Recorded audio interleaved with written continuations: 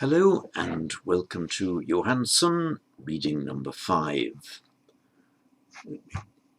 I'll give you my analysis on screen. Here we are. I'll read it through twice and then, as usual, we'll go through the detailed analysis. Katamancha bhikkhave dukkha nirodha gamini patipada arya satcham ayameva aryo attangiko maggo sayattidam samadritti samma sankappo samma vacha samma kammanto samma jivo samma vayamo samma sati samma samadhi. And again, katamancha bhikkhave dukkha nirodha gamini patipada arya satcham ayameva aryo attangiko maggo sayattidam samadritti samma sankappo samma vacha samma kammanto samma jivo samma vayamo samma sati samma samadhi. Now, the word kataman we dealt with in reading 2, I think it was, meaning what is, usual meaning of which of two or more, but also it means tell me more about, or I am going, rhetorical question, I will tell you more about kataman. What is it? So, and what, O monks, is the dukkha nirodha gamini patipada. Sorry, patipada arya satyam. So the noble truth, the arya satyam. Now for the analysis of the compound dukkha nirodha gamini, sorry, see. If I see these errors, I will correct. Sorry, I failed to proofread this properly. When it gets posted up onto the Google Drive, it is the corrected version that gets posted up. So the analysis of the compound dukkha nirodha gamini patipada, Johansson has analysed these various compounds in reading number 2. So it is the dukkha ending, going path, noble truth. So the noble truth of the path, the patipada, more than a path, the practice that leads to the dukkha nirodha, the cessation, the stopping of dukkha. Now the root gam, as we all know, means to go, and you can make an adjective out of it but by lengthening the vowel as well, gamin. It's more than a present participle, it means that having the characteristic of going, the path that goes. So gamini, and it's feminine because of patipada, the feminine. So the dukkha nirodha gamini patipada, the path, gamini, going, dukkha nirodha gamini, suffering ending, going, that goes to, or takes you to, literally goes to the end of dukkha, the ceasing of dukkha. Now this word patipada, it's often translated as a path, but it's got more of a dynamic meaning than path. The word pad, as we know, cognate with the English foot. Pada is a foot, and pad is the idea of going or proceeding. And the prefix prati, in Pali it is prati with a retroflex t, or pati with a dental t, both are found. It has this relational meaning. One of the senses is, towards or counter. Patipada, thus, is not just a path or a proceeding. It's got more of a dynamic thing, and I hope I'm not over-translating or over-interpreting, but I interpret this as you're going towards something, what you've directed yourself towards. It's a dynamic conscious direction of your life energy. I mean, maybe, okay, I'm over-translating there, but I understand that's the underlying idea here. Not just a path that you can walk or not walk. It is the way that you choose to direct where you put your energy. Now, the various limbs of this path, the Attangika, the Attangiko Maggo, Anga, Atta, Sanskrit, Ashta, Greek, octo, modern Greek, octo, Latin, octo, Old English, modern German, acht, same word, echt in Old English, and spelt E-I-G-H-T, but pronounced eight in modern English. It's all from that same root, the Ashta, Sanskrit, Ashta, Pali, Atta. So, Attangika, Sanskrit, Ashtangika, possessing 8 limbs. This Anga is a limb. And just as in English we can talk about a limb meaning, in a metaphorical sense, a constituent part of something, so you can do the same in Sanskrit and Pali, the 8-limbed path, the path with 8 elements, so the 8-fold path, the path having 8 angani, 8 constituent elements. Seyatidam, goodness me, sorry, I did forget to proofread this, didn't I, before showing it to you. Seyatidam, you can have it as with a long or a short Seyatidam or Seyatidam. You see them both. I think I said Seyatidam with a long E when I read out the passage at the beginning of this video. So Seyatidam, that is to say, namely, it's from the Magadhi, Seyata. I think I may have explained it in one of the other notes. Seyata, Pali se, sorry, not the old Magadhi, se meaning tam, meaning that. So tam yata, that as this, tam yata idam, is just their way of saying, idiomatic way of saying namely, that is to say. So in Magadhi, rather than tam or tad or ta, they use the word se, which you don't often see in Pali, but just occasionally, and this is one of the places where you see it. It's like survival from an older form of the language. So seyatidam, that is to say, sammaditi. Samma is really a very, very interesting and quite important word.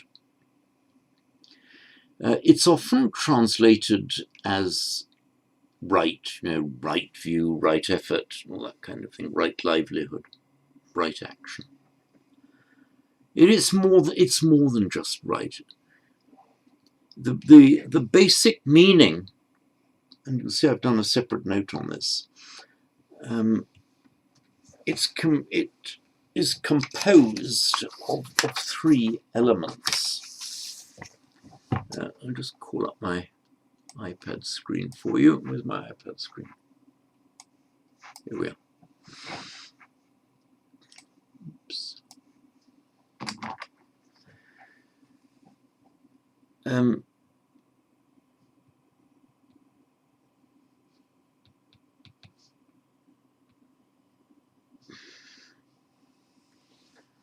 Now, the root, or not the prefix sam, meaning together, cognate with con and co in Latin, come into English with the same meaning, co. E going. And the anch, this root anch, the basic meaning of that root is to bend. And it has cognates in the word angle, the bendy bit, and the bend, the angle. And also our English word ankle comes from that same root, because the ankle is the bendy bit, the very flexible joint, your ankle joint. So sam-i anch is literally together go bend. So it's folding together. The idea is of a harmonious meshing, a harmonious coming together. So yes, right and correct, but more than that, harmoniously right, in harmony with itself and in harmony with what it's trying to do. Again, I might be slightly over-translating, slightly over-interpreting here, but that is the underlying meaning of the sam-i anch. Then by Sanskrit, sandhi becomes samyak, because the word can't end in an anch, that has to become ak by sandhi. So samyak is sam-i anch, samyak. And by normal phonetic mutation, samyak becomes samma in Pali, effectively the same word. So when you see samyak in Sanskrit, and of course samma in Pali, do bear in mind this meaning of it being a lot more than right, this harmonious, ordered whole. So samadhi. Well, I'll go on using the word right because that's what everyone does, but that's just for the sake of convenience. Samadhi, the right view. From the root drish,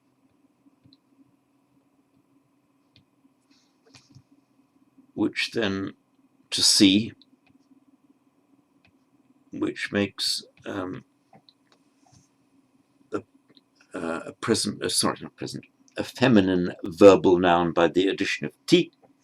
By the way, if you get sh plus a t, it always becomes a subdotted s and subdotted t. That's just a rule of phonetics in Sanskrit. So drishti, which by phonetic mutation becomes dikti in Pali. Samadhi, and so the meaning is a seeing, literally a seeing, a correct seeing. So the word view from the Latin viditum is a correct seeing.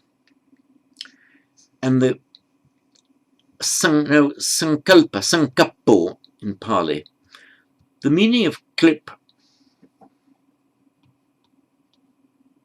the idea is to become formed, and then to be well formed, and then to be fitting. That same, and then an imagination, a formulation of an idea in the mind. The word for an eon in Sanskrit is a kalpa. The idea was that it was a kalpa, an imagination, an imagining in the mind of Brahma, so that it created an eon at the start and the beginning of this kalpa, this imagination. But in a more ordinary meaning, your sankalpa is a formation. It's something that you form within your mind, not just idle thoughts. A sankalpa, you come to a conclusion. So that's, you decide to do something, like a decision.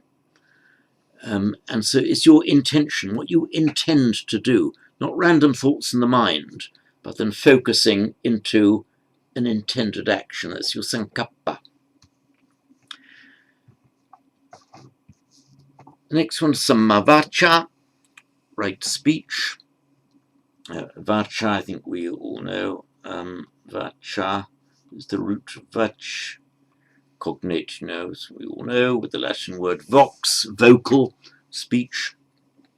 So vacha just means speech. Nothing particularly special about that. Samakamanta, right action. Could it have been said samakamma? Well, it kind of could have been, yes. Because from the root kr, meaning to do, we get karma, which simply means doing, acting. Pali kamma. Now, this kammanta in Sanskrit would be karmanta, karma plus anta, the A plus A becomes kama. So karmanta in Pali, kamanta.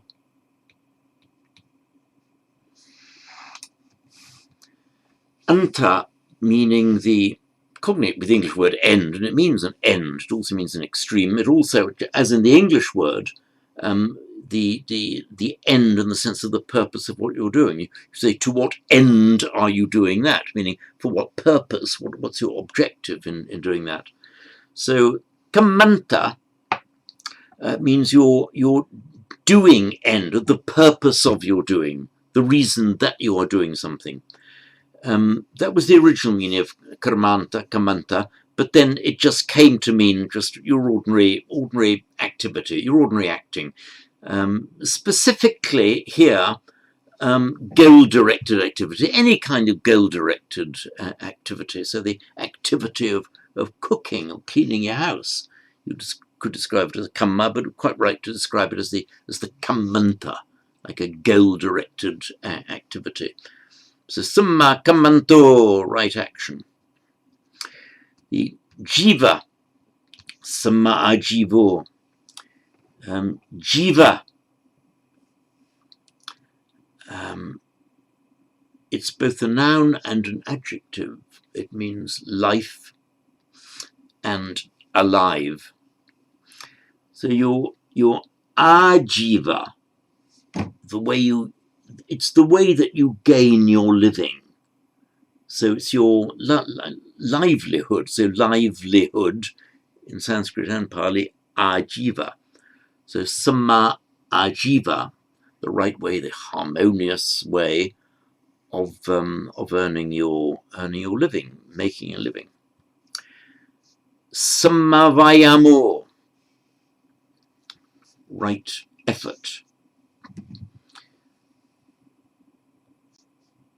Now, there's a very interesting concept, very interesting way that this word is built up. There's the root yam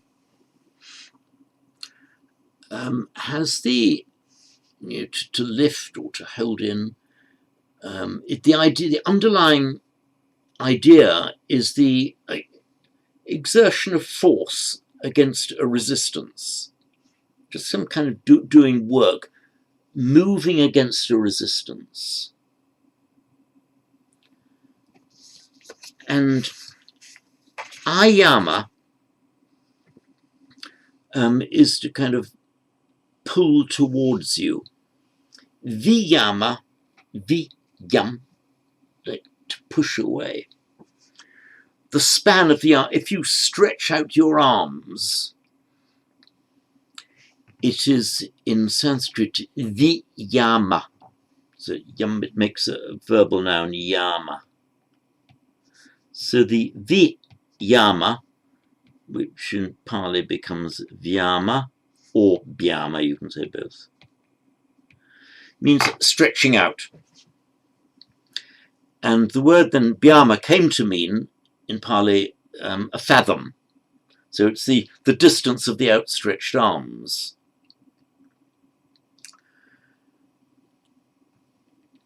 And the Buddha said that liberation is to one imasminyeva vyama matte kalevare, in this fathom-long body.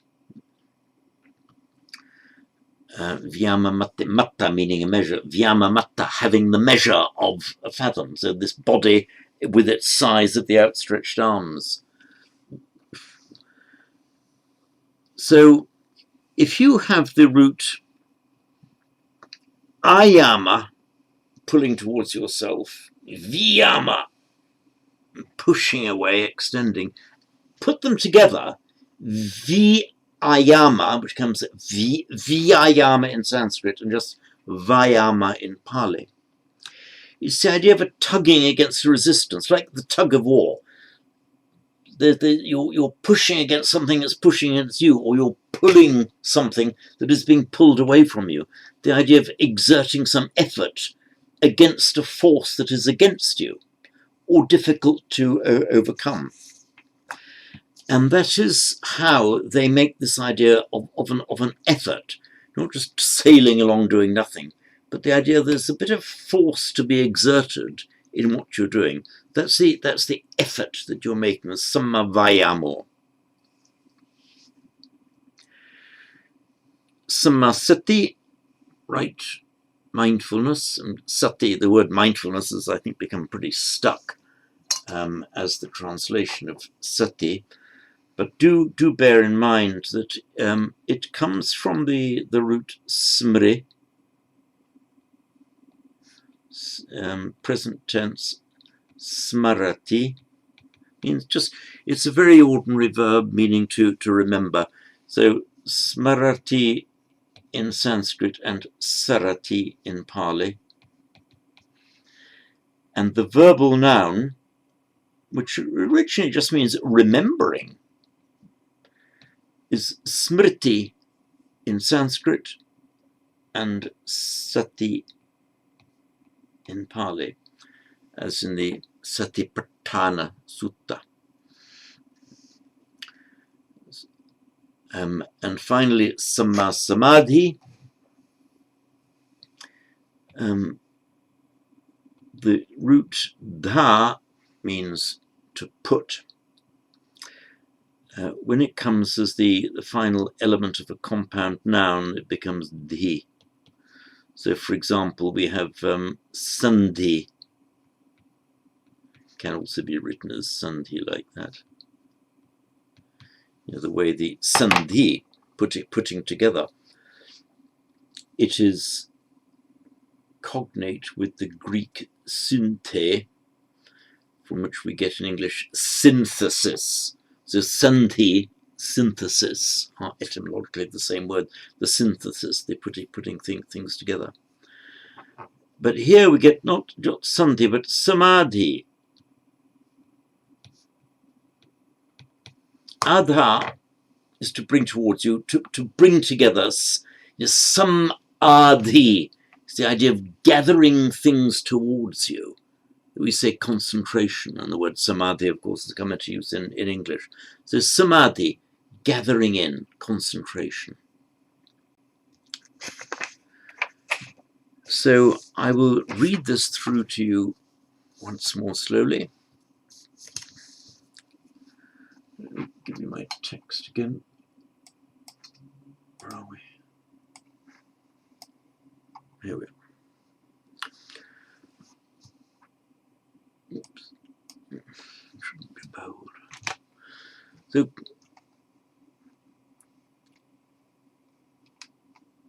sorry, I lost my cursor. Here we are. Katamancha bhikkhave dukkha nirodha gamini patipada ariya satcham. Ayameva ariyo attangiko maggo sayyatidam sammaditthi samma sankappo samma vacha samma kammanto samma ajivo samma vayamo samma sati samma samadhi. And that's it on this video.